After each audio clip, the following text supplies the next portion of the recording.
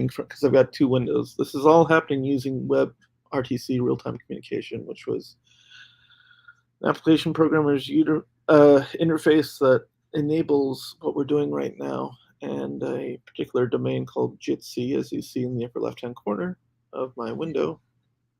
Yes. Is the host of this event. Nice thing about Jitsi is that you can type meet.jit.c as spelled up there in the corner. Stroke, I say stroke instead of slash because I'd rather stroke a cat than slash a cat. And then put in any string of words that you like, hit enter, and you suddenly have just created a immediately available sort of real-time room and a hyperlink that you can share with others through which to have an on-demand video conference by which you can share also strings of text through a chat and have a whiteboard and record to your local hard drive or record to Dropbox or, in this case, stream directly to YouTube and all three at the same time if you're so daring. And it's free? Yes, for now. I mean, it's a demo. They have paid subscriptions too. I don't know if there's a limit. There used to be a 40-minute limit. Last time I tried this, Jitsi enabled me to go to at least 100, at least 60 minutes. So if at any point you suddenly find yourself disconnected, just refresh the page and trust that others will do the same so that we've all been able to get into the room. Now, this is not a secured meeting. So if anyone comes across this URL and wants to cause us grief by being less than nice, then I may have to change the rules. And the important thing to understand is if anyone does come on and starts to try to provoke us, well, we're just going to have to count on our prior life training to figure out what to do in that situation. But I did provide the hyperlink both to Hyro's thread on his Facebook timeline, where he discussed that this would be our topic for this morning, which you, I think, Don, have actually come up with. And it was based upon a certain scripture out of the 8th chapter of the Gospel according to John. John's Gospel is interesting in that it differs from the other 3 synoptic Gospels. In that, well, for one thing, it wasn't necessarily written by John. It was written by John's disciples. And at the end of it, he reads over the whole thing and says, okay, this is good. No one add a word, no one take away a word. And here's my own personal handwriting scrawl showing that I approve this. I approve this message. Yes. So without going any further, I'll just read the 36th verse out of the 8th chapter. And the verses and chapters came later. They weren't part of the original work. It's just a way that the scribes and various other sets who have read this work have incorporated a way to easily reference all the various parts thereof. So, if the Son sets you free, you will be free indeed. And in response to this, Don, you wrote, could it be the Son, S-U-N, sets you free? And I have to ask, what did you mean by that? What were you thinking? Because I believe many of our words have been twisted in our language so that the truth of what it is we are here to participate in is protected in a way. So I don't always believe it's a nefarious purpose, but protected from the people who are up to no good, who have evil intentions or ill will. So I believe it could possibly be the SUN because I believe that the SUN is a portal into this world. Okay. My mind instantly forked, and it's going to go 2 ways, but both towards the same end, which is truth.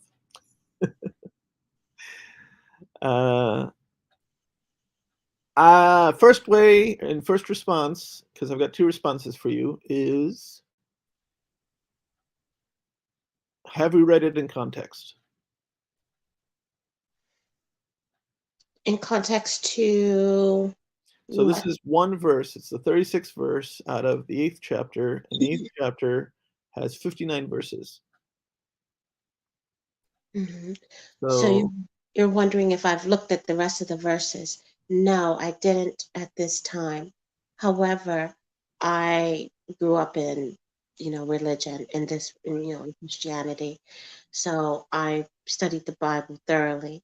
But now I have come to realize that perhaps the Bible is pointing at a message that's not necessarily referring to a physical being when it has son, son. this is interesting. Okay, I'm going to continue down this line before I ask, but maybe it's a way to track into and to lean into your idea of the sun being a portal. Um, and I'm going to leave it as controversial for the moment while I go off to attend to my wife. I'm here, wife. She's Okay. back in the bedroom. She gets a little bit insecure. Yes, I'm going to be right back. In Okay. fact, in the meantime, let me go set this down, and then we'll talk a little bit more. SON or SUN? The Yeah. controversy is which is the appropriate vowel. Ah, okay.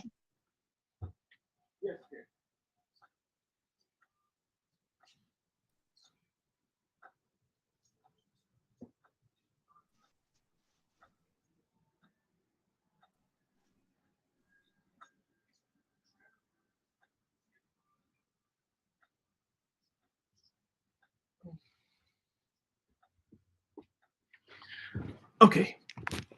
Okay. So, are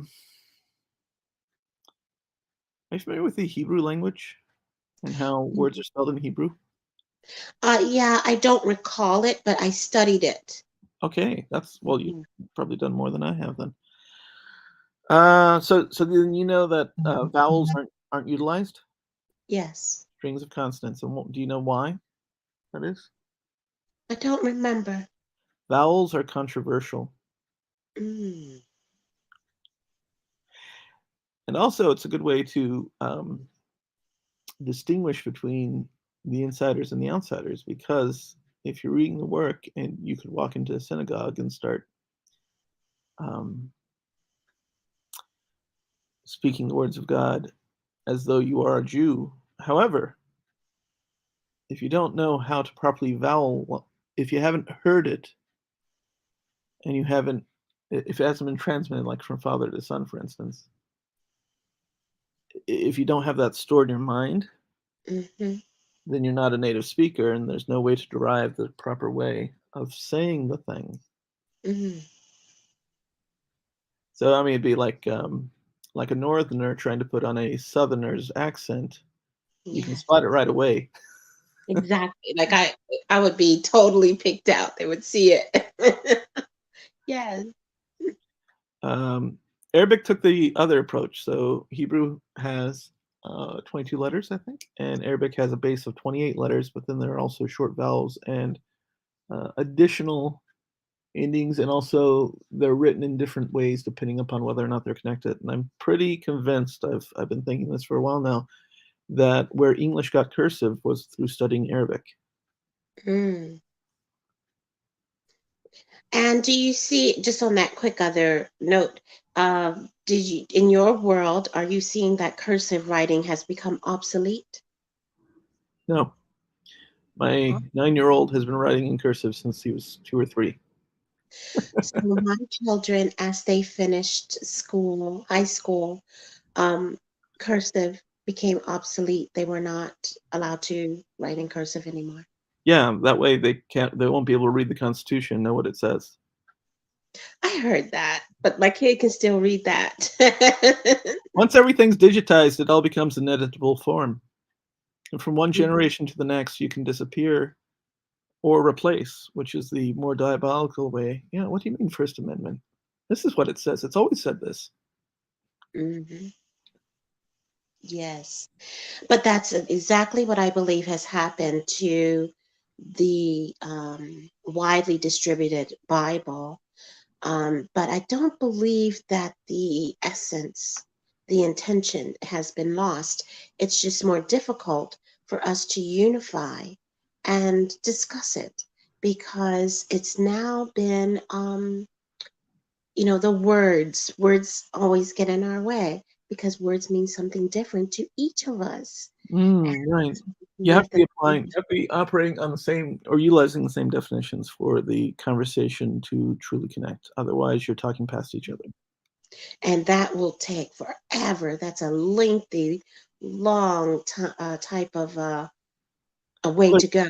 there's But common usages, and then there's agreed usages. I mean, I figure bridge dictionaries should be good for most speech, and then if you need to, so long.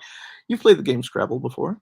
yes, You know that when there's a debate, you turn to a dictionary. yes. And it's whatever the house dictionary is usually. Now, let's say you grew up in a house with a Collins or a Merriam-Webster um, or New World Dictionary Mm. versus growing up in a house with a complete set of the Oxford English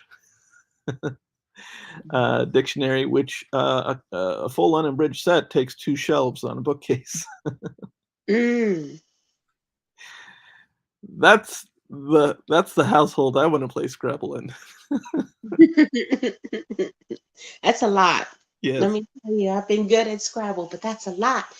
But yeah, so what my understanding is today is just the surface. Well, right. maybe it's just a layer or two deep, but it's not very deep because there's just not enough iron sharpening iron. There's not enough people in my environment Well, to be able to discuss this way. People are more polarized at this point.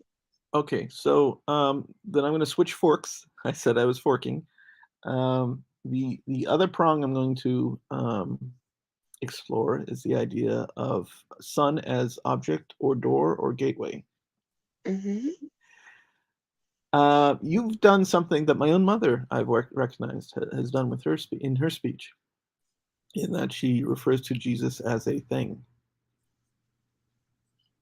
The objectification of the um, I don't know how you want to refer to this. I would say person, but um, others might claim deity or entity. Um, we're talking man god or hypostatic union, if you want to use theological technical terms. But and then I also had a guidance counselor once in high school who would point out the feminine features of Jesus, because if you're going to deify um, the the man, and there's already a very strict, even within the ancient Hebrews, the reason why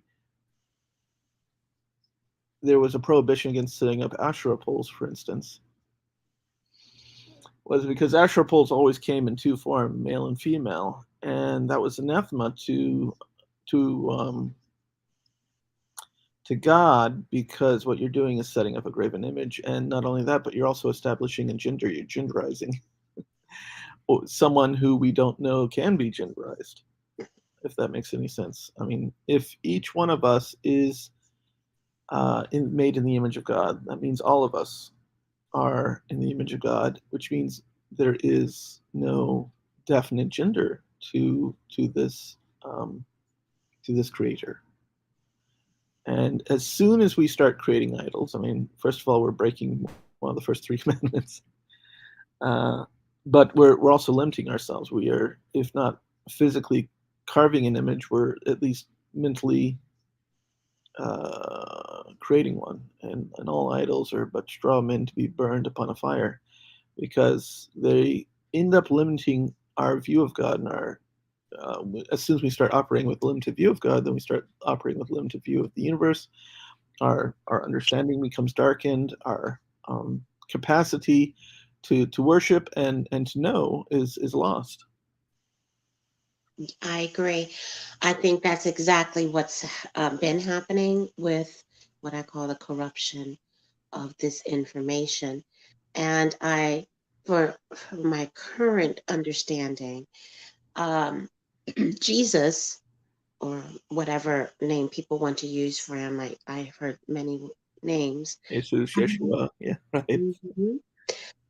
I believe that there was a person, maybe named Jesus, and he's like maybe even like a Socrates type of a figure, um, giving information, um, and trying to help the people. Maybe even like a guru, maybe like a Muji. Um, but the Christ, the Christ part is what is the separator for me. I Mm, believe that the Christ is actually the force, the energy mm, that right. we all is come to us, that is available to us. And what's happened is, perhaps intentionally for a distractive purpose, the focus has become on the man, on the person that was Mhm, giving the message.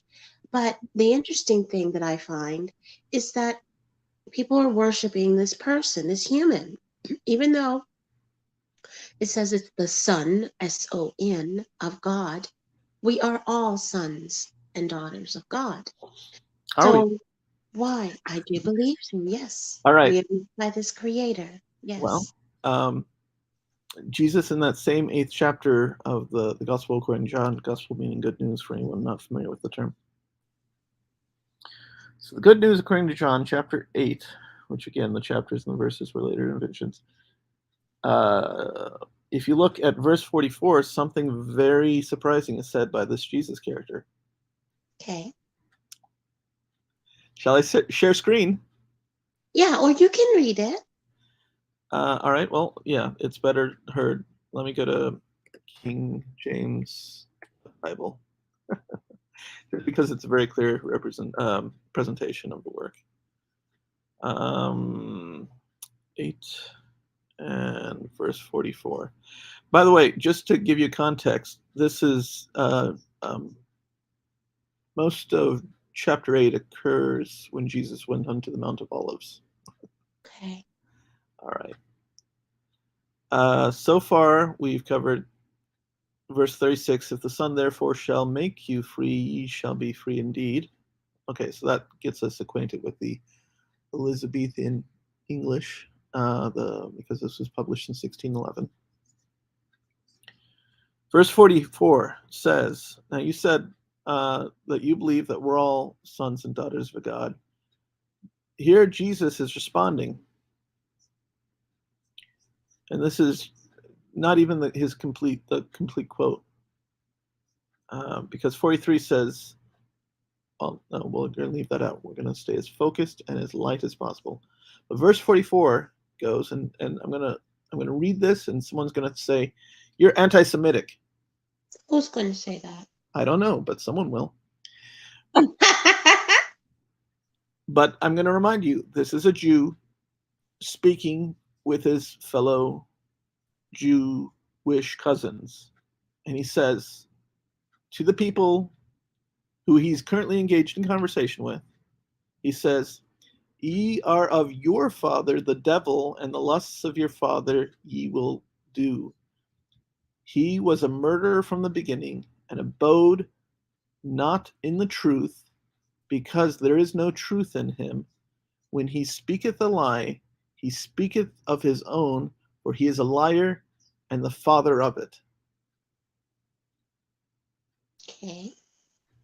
Well, that to Uh, me doesn't say that, say anything, um, I would say anything different. It doesn't speak against what it is that I propose at this point. Okay, yeah. And by the way, so that no one can think that I'm uh, making this up, there it is. Making what up? Uh, that I'm. If anyone wants to say this isn't in the Bible, it's right there. I think I might need to understand what you believe it's saying because I'm not getting anything significant from that verse. Okay. So we're gonna have to read some context then. No need. You can just share with me what it is you believe Sure. it's saying. Yeah. Well,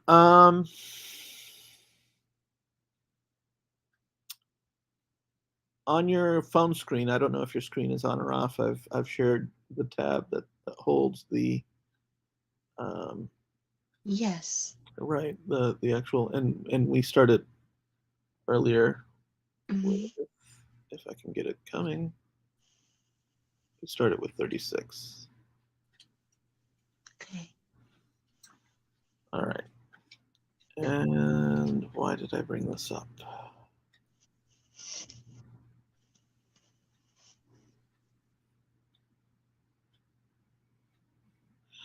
All right, so from 36 to 44, what we have going on here is the conflict. Jesus, I think, has been promoted at times as being a unifier.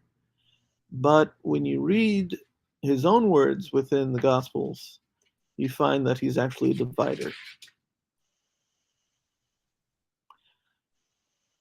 As we have lost our identity as a Christian, if ever there was such a thing as a Christian in America, so too with that, we have lost, I think, our chance at unity as a nation. This is a very hard thing to contend with because there are plenty of secular humanists who think that we can still have a viable nation simply by coasting our way through off of whatever the cultural mores are. But I think that when you escape a foundation such as, take for instance, what the Pilgrims had when they came over in 1620, when you depart from the shared vision that they had, which was to say, create a place where they could build a new Jerusalem or a new Eden or a new haven. These were all townships, right, throughout New England and going into the Midwest, for instance. Then you lose the capacity to have a unified country only because the country soon splits up into becoming one of competing visions. And some people go off and build this, and other people go off and build that. And so long as there's enough territory, you can do that. And and then also while doing that, you also have to contend with the fact that was it 12 or 20 different families came over on a land bridge millennia prior, and they already had their ways set up. So there was a tension between the Europeans with the Aboriginals. There was, and this happened not just across the Americas, but it also happened across Africa when colonialism moved into Africa from primarily Europe.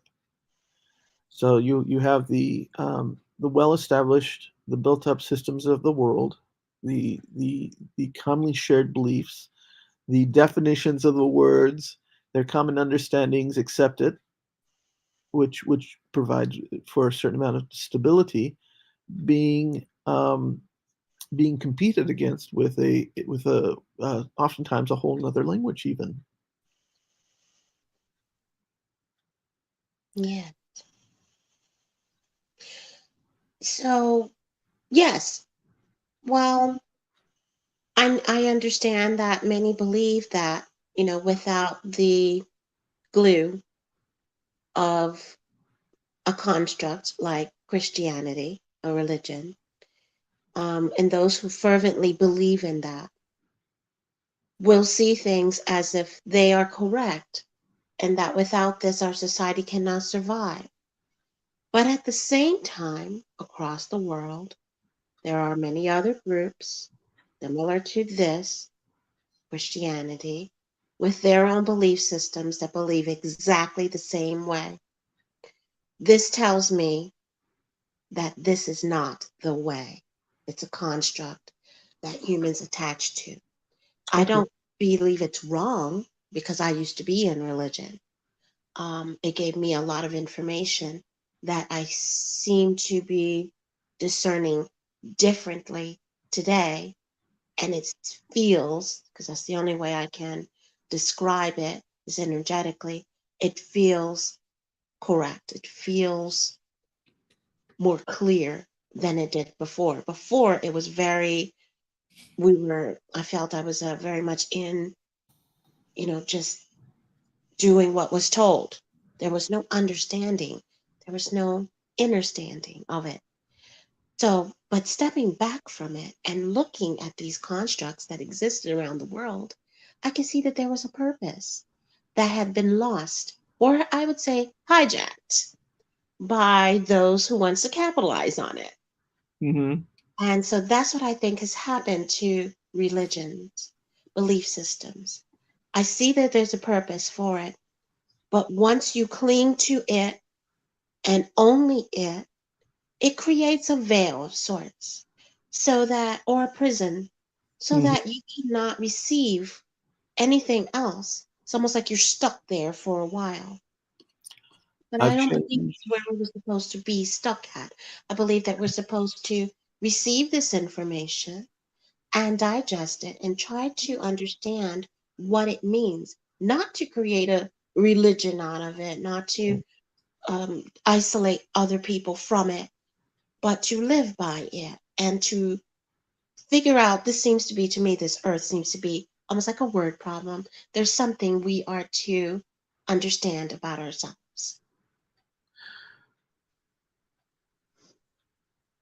Do you know there are at least 16 versions of the Golden Rule?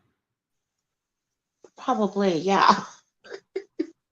Around the world, it's been taught. I took issue with your utilization of the word exact. Exact? Yeah, What, in what way did I use the word exact? you said that it's all exactly the same, and I think you were speaking from a principles perspective. Oh, yes. What I was referring to is the construct, the makeup of the construct Even, of the. even so, right? So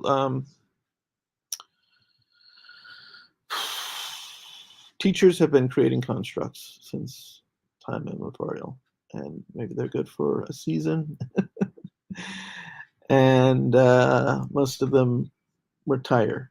I would claim,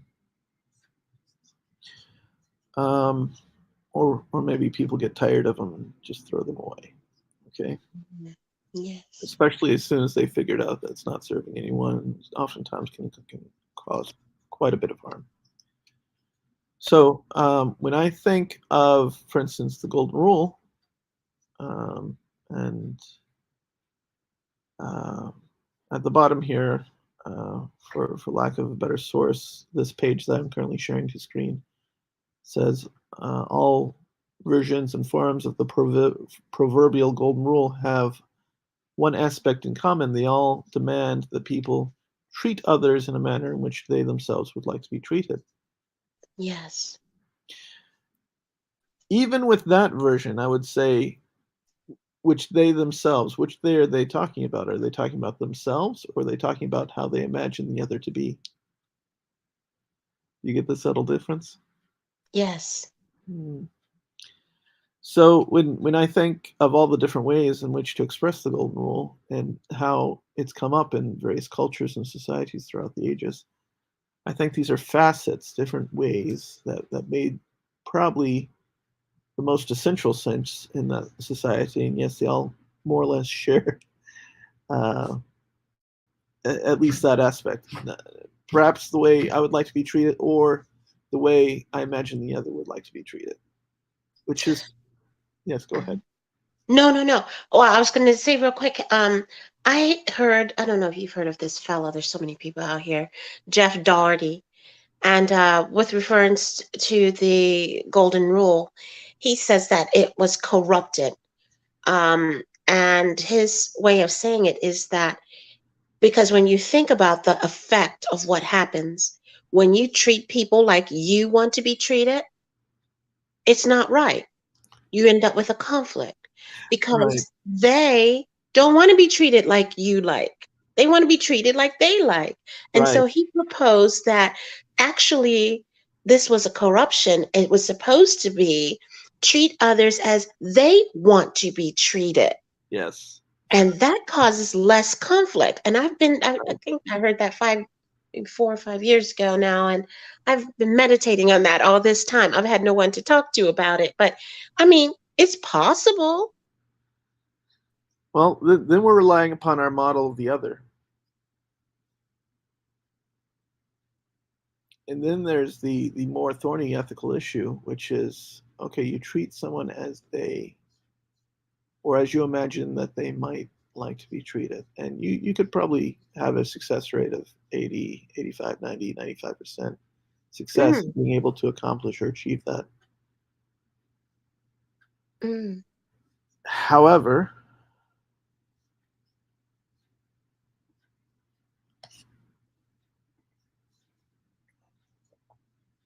what about the times you get it wrong? Or what about the times where, okay, let's say you're serving a marketplace. The marketplace you think wants to be entertained, so you spend all your time entertaining the marketplace when really what they needed was something more essential. mm. I don't believe that this is a rule, as in follow this or else.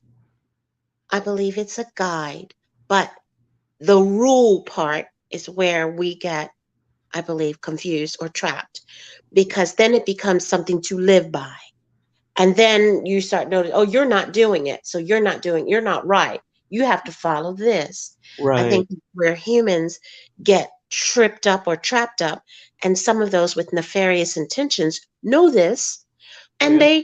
they use it. They push it even. They make it bigger so that you have more conflict as opposed to unification. Yeah.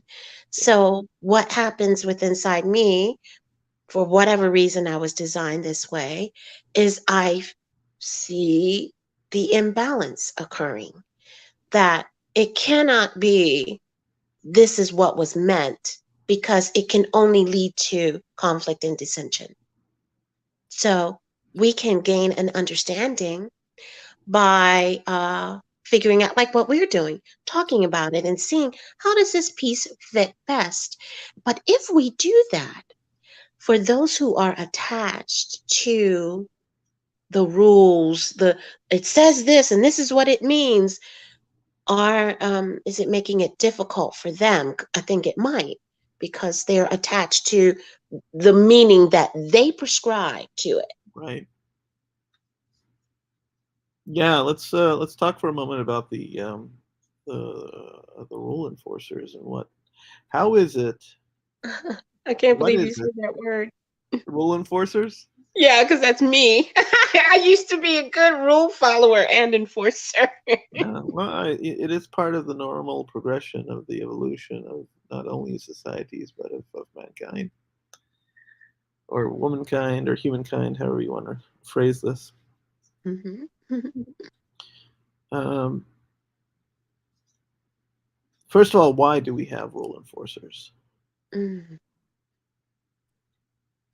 Well, I do believe that it's possible that the design of it was to protect information so that it could be passed down, because we're aware that over time, just like the game telephone, information becomes distorted and corrupted, mostly unintentionally or not intentionally. So I believe that there were some rules, a construct designed to protect the information and to keep the information flowing correctly. And Hyro is now with us. So let me go ahead and get my. I'm going to have to plug in because this thing's about to. I want to steal my wife's cord. No, I want going to grab my own cord. And I'm going to hop out of this session, which was a wonderful initial. Um, uh, Good morning, Mike. Good morning, Hyro. Don and I, and I'm not gonna leave this group until you join this Hyro Zoom room. Okay, I'll Uh, go now. he's now on Zoom. Yeah, Thank you, thank you, Rami. This was great. yeah. All right, let me get in here. All right, Central Florida Philosophy. This was your preview, or YouTubers, to another group called Wake Up and Think Clearly. We hope that you've enjoyed your stay. We're now going to hop over to Jairo's personal Zoom room where we are going to continue this conversation. And I'll try to paste as a comment later the rest of where we went from here. So we thank you and have a